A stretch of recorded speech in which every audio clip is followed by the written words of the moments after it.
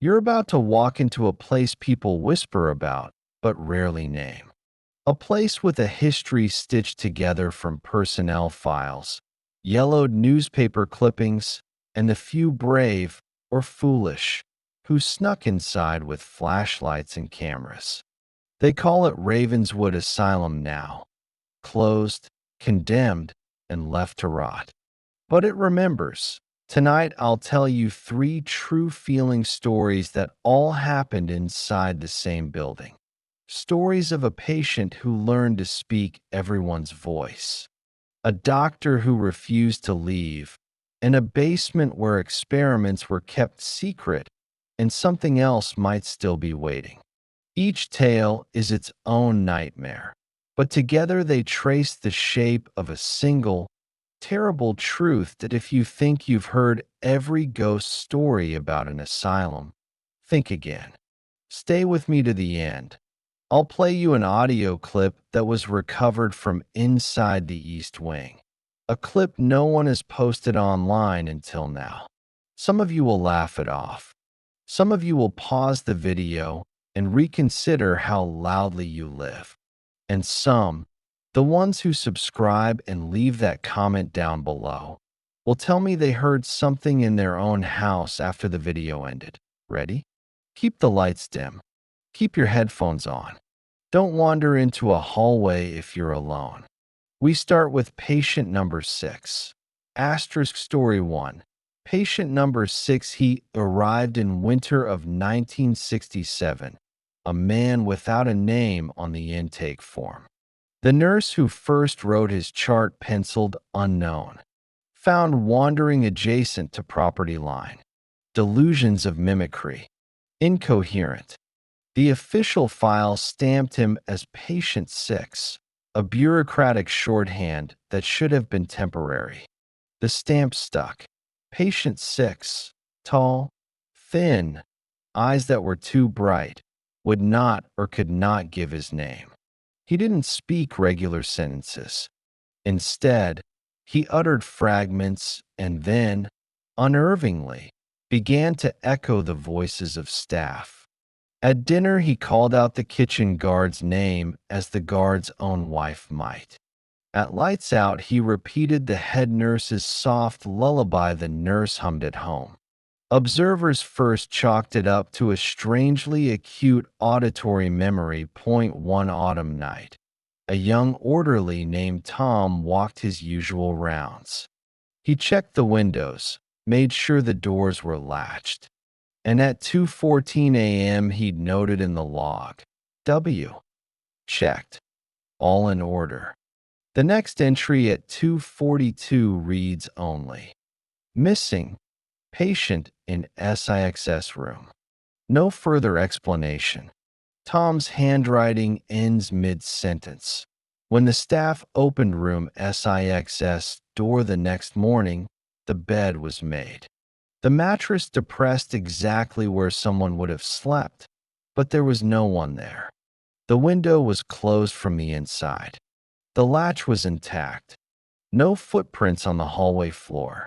That afternoon, a mother of a local teenager came to the administration, frantic. Her daughter had left the house at 2 a.m. and vanished on the road that passes by Ravenswood. She'd been seen walking toward the asylum. No bodies. No ransom. The camera, an old 8mm security film the custodial team ran back then, shows nothing. It is as if a person can step out of your life and leave only the suggestion of a bed. Over weeks, patient 6 mimicry escalated. He would sit in the day room and, like a radio scanning channels, flick between voices, a laugh like a child's, a baritone like a trucker's, the brittle whisper of an elderly man. Staff recorded a few sessions at first on a reel-to-reel dictated by the head nurse. Most reels were lost when the hospital closed. A few were hidden in a nurse's trunk and fell into private hands decades later. One short clip survived.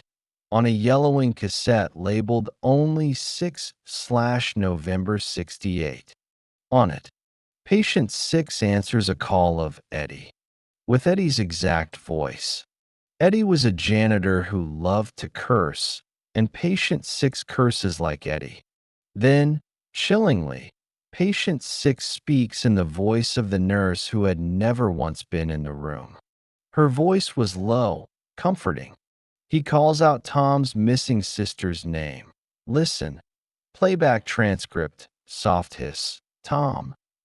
Where you go? Pause. Then, in a woman's voice. Don't be frightened. It's only me. Then, in a ragged but familiar voice. She's sleeping. She can hear us. The nurse's audio log shows she recognized her own cadence. She left the tape at her bedside drawer for a week and stopped coming to work 2 months later. She wrote in the margins, "It sounds like them. Not my words, their words." He knows. Disappearances mounted. Locals told the same story. They'd hear someone call their name softly from the roadside, like the voice of someone they loved, and when they turned, there was only fog. By 1970, patient 6 filed claims he was transferred, but the receiving hospital never logged him in. Sightings of a man whose face seemed to shift in fog were reported for years. Decades later, explorers uploaded footage of the asylum. A voice called the leader's name in his dead sister's voice. He vanished that night. The last frame of the recording, a flashlight beam across a flaking door marked with a crooked number 6. Story 2. Dr. Arthur Harper. Arthur Harper was not a monster at first glance. He was polite, well-spoken, educated in Boston, trained in psychiatry during a time when medicine promised miracles faster than morality could follow. In 1958, he arrived at Ravenswood Asylum, hired as a young specialist in what he called cognitive resonance. Harper believed the human brain was like a musical instrument. When two instruments were tuned together, one could bring the other into harmony. He carried notebooks filled with diagrams of overlapping circles, waveforms, and crude sketches of human faces. In every sketch, the eyes were either missing or covered by heavy ink. He called them windows misaligned. At first, Harper treated patients with unconventional methods. He spoke to them for hours, whispering the same phrase again and again. Sometimes he made them listen to recordings of their own voices looped endlessly until the patient no longer recognized the sound as their own. Staff thought he was eccentric but harmless. Until people started changing. Nurses reported that after Harper's sessions, patients sometimes spoke in voices that were not their own. One elderly man suddenly recited poetry in the voice of his dead wife. A young woman repeated words in German, a language she had never learned. Harper wrote in his notes, "Concordance achieved, partial." By the late 1970s, funding for the asylum collapsed. Staff left, patients were transferred, wings were shut down. Harper should have packed up and gone, but instead he grew more reclusive. He locked himself in the East Wing with a handful of patients he refused to release. When administrators pressured him, he wrote a furious memo. "You are dismantling the experiment. You cannot break resonance once it has begun." In 1982, Ravenswood officially closed. Patients were evacuated, the gates locked. But Harper remained. For weeks afterward, lights still glowed in his office windows. Neighbors swore they heard voices chanting in the night, though the asylum was supposed to be empty. When police finally entered the building, they found Harper's office. The walls were covered in hundreds of drawings of faces, every pair of eyes scratched out. On his desk lay surgical instruments, some coated with dried, dark stains. Shelves held jars of cloudy liquid, and inside each jar was something small, a photograph of a mouth, a scrap of paper with a single ear sketched, a child's toy with the eyes gouged away. Harper himself was gone. From that year on, stories of the doctor in the white coat began. Explorers saw him at the far end of corridors, tall, thin, wearing a lab coat, always watching but never approaching. Some claimed he whispered questions. Are you receptive? Are you aligned? Those who answered, even nervously, reported hearing Harper's voice in their dreams for weeks. One particularly chilling account came from a handyman in the 1990s who worked when the asylum was used for storage. He said he found an old tape machine in Harper's office. On the reel was Harper's voice, calm and precise, repeating, "Align, repeat, align, repeat." But layered under his words were dozens of other voices, some crying, some laughing, some begging. The handyman swore he heard his own dead grandmother's voice on the tape, calling his name. He quit that week, moved 3 states away, and left behind a warning. Do not play the tapes. They are not recordings. They are invitations. More recently, in 2011, a paranormal group recorded video near Harper's old office. The camera captured a figure in a white coat standing in the doorway. For 3 seconds it stared at them. Then the image glitched and warped, as if the man's face was being pulled in 2 directions. When the feed cleared, the doorway was empty. On the audio track, a faint whisper repeated, "Begin compression." Theories differ. Some say Harper went mad and killed himself in the asylum. Others claim he succeeded, that he managed to compress voices into himself, becoming a vessel for all those he experimented on. And that now, when people see him in the corridor, they are not seeing Harper at all. They are seeing what Harper became, a man made of voices. Story 3.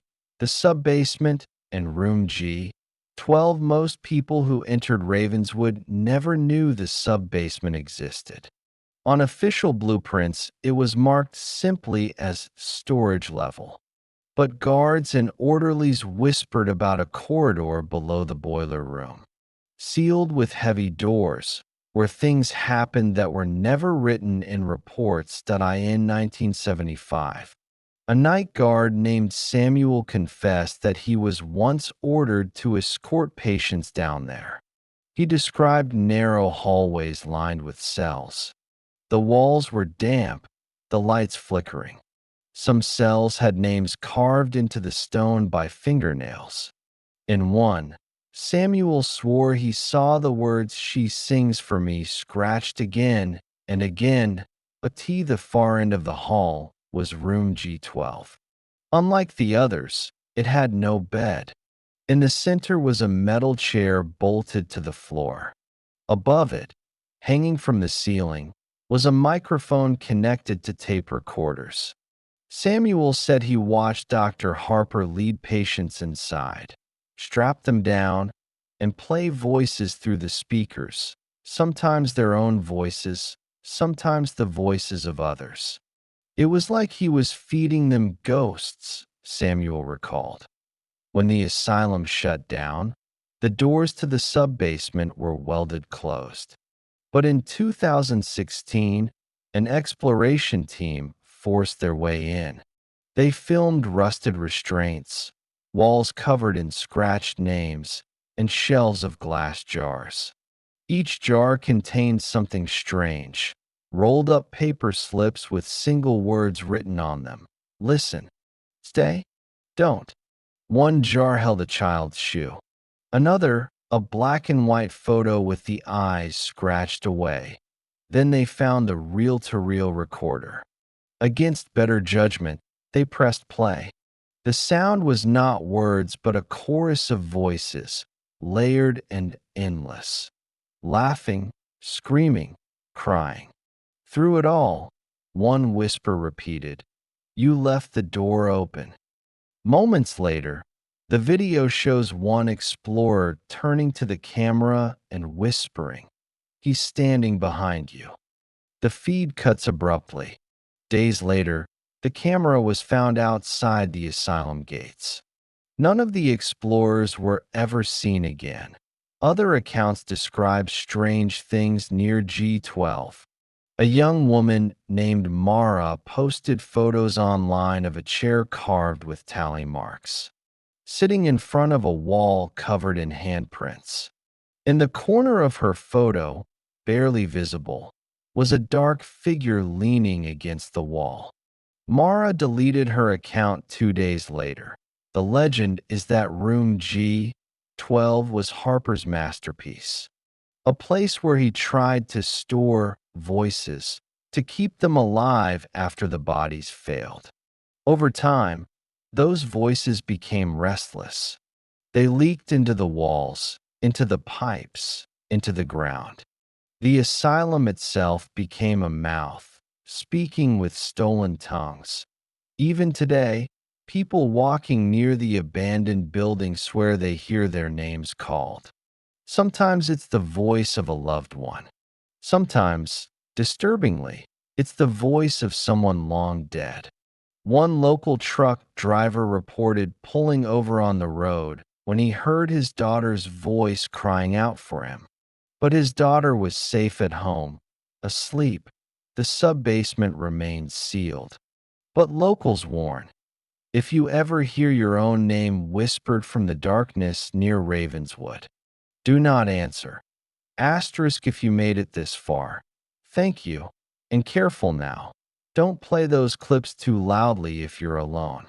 Which story creeped you out the most? Was it Patient 6 mimicry, Dr. Harper's obsessive experiments, or the sealed sub-basement with its jars and carved chair? Tell me in the comments which one you want filmed in full next.